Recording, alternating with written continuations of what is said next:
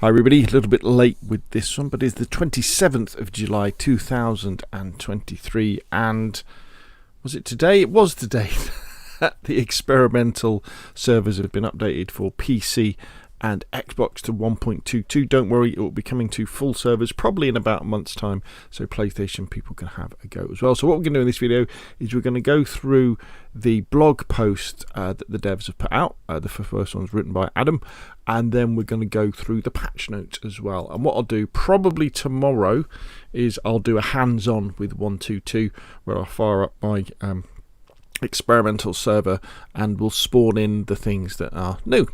So here we go. Greetings survivors. We're excited to announce that Game Update 1.22 is now available on experimental branches on Steam and Xbox. We've got a lot of new bags and backpacks coming in this update. We won't dive deep into what they are or how they look, but let's just say that our focus was on increasing the variety in lower tiers. That's because we felt there weren't enough options and it was fairly easy to obtain a high capacity backpack early on in the game. So you can see two of them here. So you know the little wet bag thing or dry bag thing that you find normally on the coast that's really small, and about the only thing it's good for is putting some things in and then burying it. Well, you'll be able to add rope to that and turn it into a little backpack. And then there's going to be these new sort of courier bags as well, which are quite interesting. But obviously they're going to balance this by, I guess, things like the bigger mountaineer bags and the mountain rucksacks, and probably the military big stuff is going to become rarer. Next on the menu is a major balancing pass on melee combat. We introduced the mace and sword in update 1.21 and observed that it was fairly difficult to balance how these weapons behaved against each other. As a result, we did some balancing on both the attacking and defending side of things and tried to do a better job distinguishing between tools and weapons in their stats, i.e. a tool is not necessarily made for combat, unlike an actual weapon. Additionally, clothing items with meaningful protection should actually provide much better protection now to those who wear them. The chances of bleeding were reworked as well, and we also fixed the issue regarding infected bleed attacks ignoring protection. This should greatly improve your odds of surviving a fight with the infected, particularly when wearing an item like chainmail. Furthermore, we removed the ability to stun opponents with certain light items. So the idea is that if something's sharp, it's more likely to cause bleed damage, and if something is blunt, i.e. the shovel, it's going to be more likely to cause shock damage to kind of knock you out that way. And I guess what they're really talking about is if you're taking on a group of zombies at once, probably because you made a mistake and they've got you in a corner, you'll be more likely to survive. Players on Steam will be happy to hear that the launcher server browser has received a number of improvements, such as all tabs now automatically refreshed at the start of the launcher and queries are not restarted whenever a tab is switched. A direct connect window now allows you to connect to a modded server and offers the option to add the server to your favourites.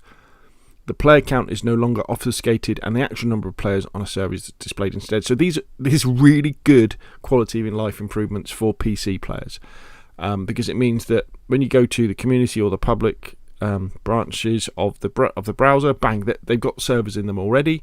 And when you do direct connect, instead of it just kicking you out because you haven't got the right mods on, it gives you the list of mods. And then you can favourite it as well. So it's actually making direct connections a lot more viable than they used to be, because you used to have to do a direct connect. It would kick you because you didn't know what mods are on. Then you would go to your recent, then you would favourite, and then you would load the mods up. So that's great.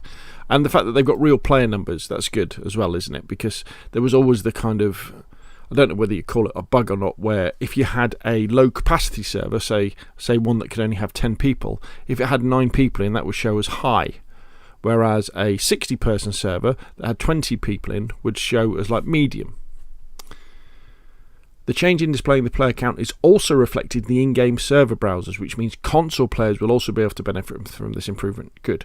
We've made a lot of changes under the hood, and we'll love to know if you have any issues with the following during your experimental testing.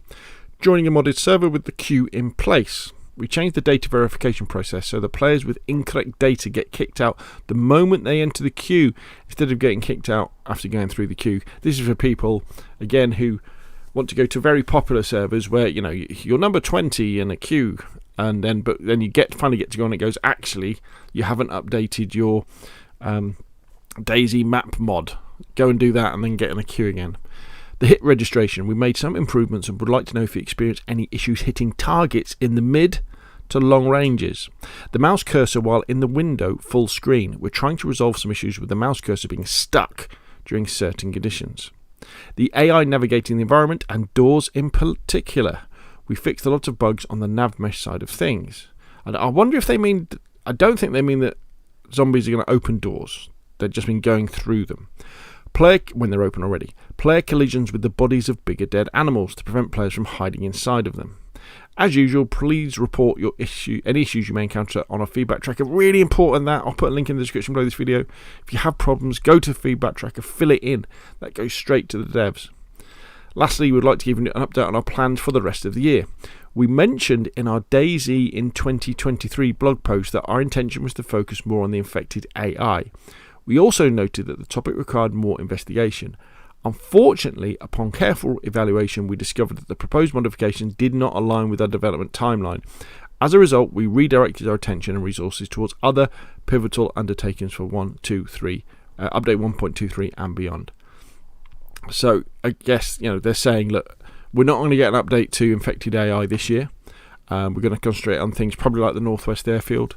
I mean, and I don't like to kind of guess as well, but I've talked about this many, many times in videos about if you were at Bohemia Interactive, and you're in charge of the various teams that come under the Bohemia Interactive umbrella, i.e. Arma Reforger, Arma 4, Arma 3, DayZ, and then the other games they do as well. As the leaders of Bohemia Interactive that Arma 4 and DayZ 2, or the next version of DayZ, they're on the horizon. They're going to be there. So how much resources should you be putting into the old version of DayZ versus putting into developing the new version of Arma 4 and the new version of DayZ, which undoubtedly is going to come out around the time of Arma 4, if not at the same time, very soon after it. So that's always the thing. So I would personally be very happy for them to say, I'll tell you what, we've done as much as we're going to ever do with this version of DayZ on this version of the game engine. To be honest, we're working on the next iteration of DayZ in the new Arma Reforger engine, and that's what's going to happen. So we're going to do bug fix and stuff like that. We're not going to be adding anything else to the game. That would be fine by me. See you at our regular Friday experimental playtest on behalf of the DayZ team, Adam. Brilliant. So I'll put a link to that in the description below the video, and next up we'll go through the patch notes. Okay, so let's go through the actual change notes. Now remember, there are spoilers in this, but if you've got to this part of the video, you probably want them, don't you? So PC experimental 1.22 update, as it goes live today, 27th of July 2023. And these are the PC ones, but they're very similar to the Xbox ones. So basically, they just say use the Steam client, blah, blah, blah. Right, here we go. Game added the sling bag, the army pouch, the canvas bag, the leather duffel bag, the hip pack, in other words, the fanny pack or the bum bag, the craftable dry sack bag, new animation and sound for activating the heat pack, white variant of the fingerless wool gloves. So there we go. Nice and simple, not too many things. And then there are all of these fixes, which is fantastic. I had a look through and I couldn't see anything that said about the coordinates when using the PBO files. If you weren't aware of it already, there's a problem where if you create custom JSONs using, is it PBO? Using the DayZ editor mod for PC, and you place trees and the scrub and the leaves and stuff that we now have access to, and then trying to then create a custom JSON and then place that on a console or a PC server, the coordinates are slightly wrong. I haven't seen anything to do with that. If there is an update to that, I'm sure Don will know, and Don will do a video about it. Don Sibley, that is. But I'll do a separate video and say, look, this now works. This is how you can do it. changed balance, and I'll put a link to this in the description below the video so you can go through the fixes in your own time. Changed balance gear armor values against melee weapons. Balance damage caused by melee weapons and infected. Blunt melee weapons now inflict significantly more shock damage than health damage. Sharp melee weapons now inflict significantly more health damage than shock damage.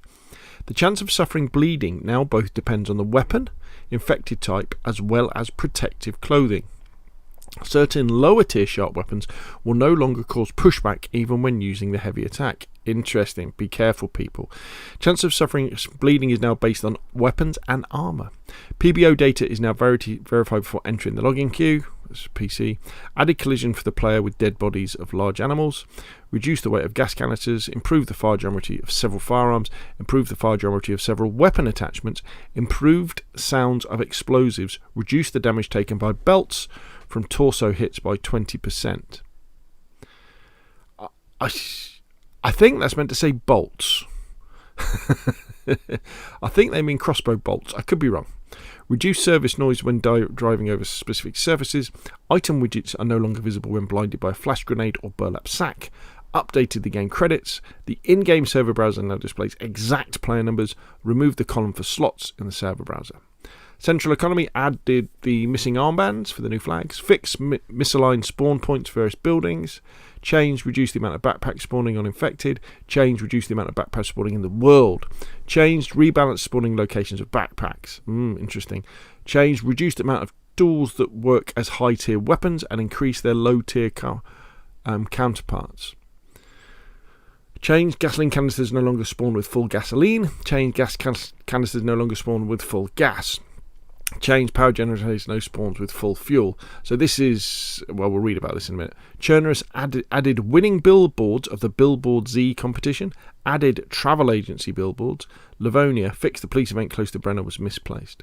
Server fixed RPT header has not been present when using profiles. Don't know what that means. Minor fix for logging of mounting. Firearm melee hits. This is, there we go, this is the one we're interested in. Changed. All energy-based items with the potential for energy quantity, gas, canisters, power generator, road flares, can now have the energy value set through type XML. So normally what would happen with a gas canister or a generator or I guess a road flare, it would say, and in quant max, it would say -1. So it means you couldn't change it, it would be full. So now you'll be able to say against a gas canister, say 10 to 50, so it will spawn in with a random amount of gas between 10 and 50%, or you could do 20 and 60 for a fuel can, so between 20 and 60% full. Road flares is a bit of a weird one. I don't understand why they've done it for road flares. I guess you could argue that a road flare, as it becomes damaged, won't burn for as long. So that's why it would have less energy inside it. But it's not like you can light a road flare and then put it out and then light it again. I'm pretty sure once you've popped them, that's it. They go, don't they? And then they go off.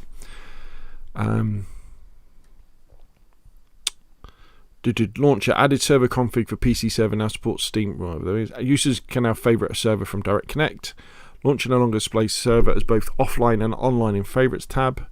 Direct Connect window in Launcher was asking for server name or address, even though it only accepts the IP address.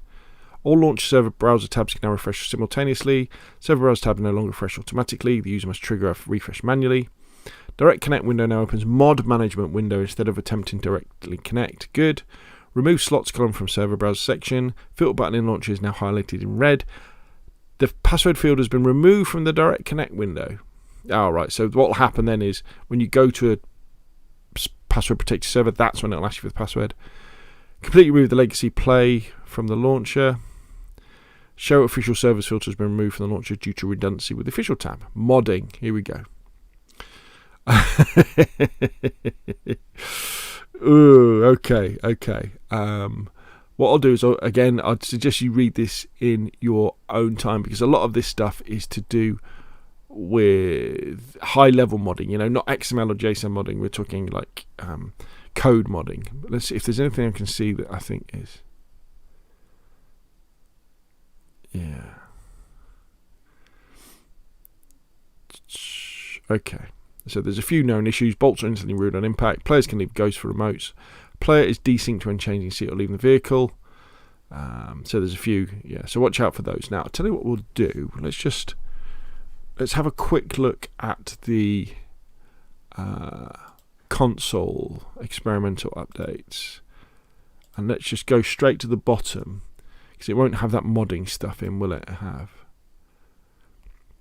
So here we go. Server. Fix the orientation values in CFG underground triggers did not function correctly. Reintroduce the logging of damage to dead bodies in the admin logs. All NG based. Oh, right. Okay. So I haven't seen anything about adjusting those coordinates for custom JSONs, but they may well have done it, because the thing to remember is with these patch notes, they don't always include everything, and sometimes stuff gets added post them creating the patch notes as well. So there we go. Update 1.22. Nice, simple bug fix update. We've got a few extra bags. Hey, I'm not going to complain about that. Let's get this game running better than it ever has. And if you want to help out the dev, get on the Xbox experimental servers, get on the PC ones, and use that feedback tracker to tell them about problems they've got, so that they can improve this. Remember, if you go on the experimental servers, you are part of their quality assurance team, and you are part of the DayZ dev team, and you are helping them out. And it's a really important thing we can do to help the devs out with this game, because there's a lot there's a lot fewer of them than you would expect. Anyway, that's enough from me. Hopefully you found this video useful. If you have, it like. If you want to see more of the same, press subscribe, and of course I'll see you again soon.